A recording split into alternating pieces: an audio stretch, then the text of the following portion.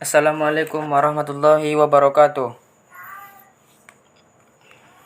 Perkenalkan, nama saya Reski Ramadan, NIM 22349062, Program Studi Pengiraan Jauh dan Sistem Informasi Geografis.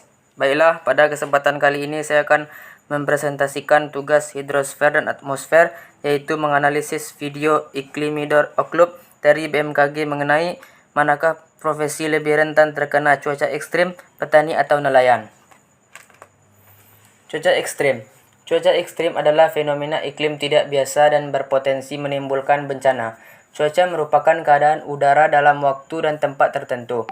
Penyebab cuaca yaitu perubahan suhu, cahaya matahari, kelembaban udara, dan kecepatan angin. Sedangkan iklim adalah keadaan udara di suatu tempat dalam jangka waktu lama. Cuaca ekstrim bisa terjadi karena pemanasan global. Contoh cuaca ekstrim yaitu musim kemarau berkepanjangan dan hujan lebat yang sering terjadi. Di Indonesia terdapat lembaga yang berwenang untuk memantau kondisi cuaca, yaitu Badan Meteorologi, Klimatologi dan Geofisika atau BMKG, memantau perakiraan cuaca. Perbedaan kondisi cuaca antara daratan dan lautan. Proses pemanasan atmosfer di daratan lebih optimal karena permukaan daratan cenderung beragam atau tidak homogen. Maka proses pengangkatan massa udara akan terjadi pada area lebih sempit daripada lautan. Kondisi ini menyebabkan energi panas hasil penguapan akan cenderung terkonsentrasi, sehingga ketika awan terbentuk petir dan angin yang di daratan lebih kuat dari petir angin kencang di lautan. Oleh sebab itu, proses pembentukan awan hujan dan petir lebih sering terbentuk di daratan daripada lautan. Analisis mengenai penjelasan sebelumnya.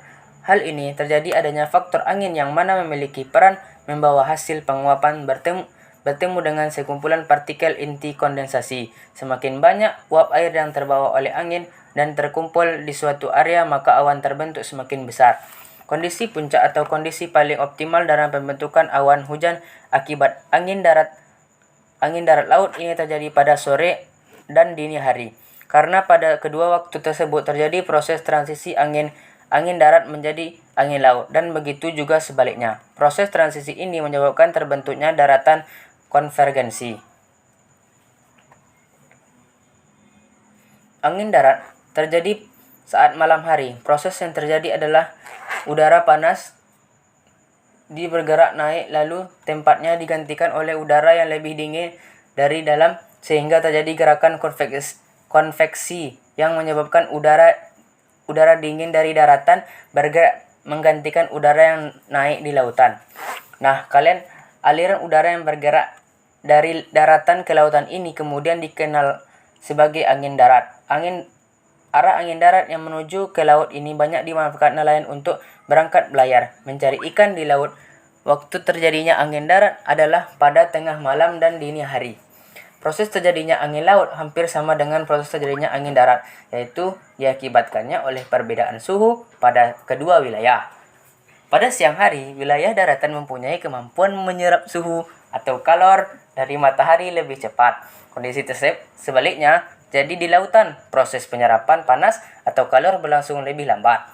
Kondisi ini membuat suhu daratan lebih cepat panas daripada wilayah lautan.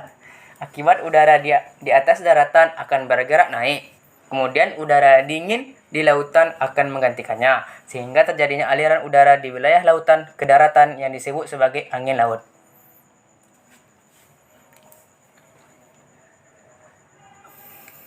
Jadi, kerentanan mana yang lebih tinggi antara petani dengan nelayan akibat cuaca ekstrim? Awan hujan dengan energi yang besar relatif lebih mudah terbentuk di atas daratan. Kemudian dari faktor angin kita dapat mengetahui bahwa waktu paling perlu diwaspadai adalah ketika sore hari untuk wilayah daratan dan dini hari untuk wilayah lepas pantai. Jadi bisa kita simpulkan bahwa jika tanpa pemahaman yang baik terkait mitigasi dampak cuaca ekstrim, profesi pantai lebih rentan terhadap cuaca ekstrim, terutama terkait sambaran petir. Namun hal ini tidak berarti profesi nelayan tidak berpotensi terdampak pada ekstrimnya cuaca. Tetap waspada dampak perubahan cuaca apapun profesi Anda. Berbicara tentang waspada, bagaimana prospek cuaca permukaan ke depan agar bisa sama-sama mewaspadainya potensi dampak dari perubahan cuaca.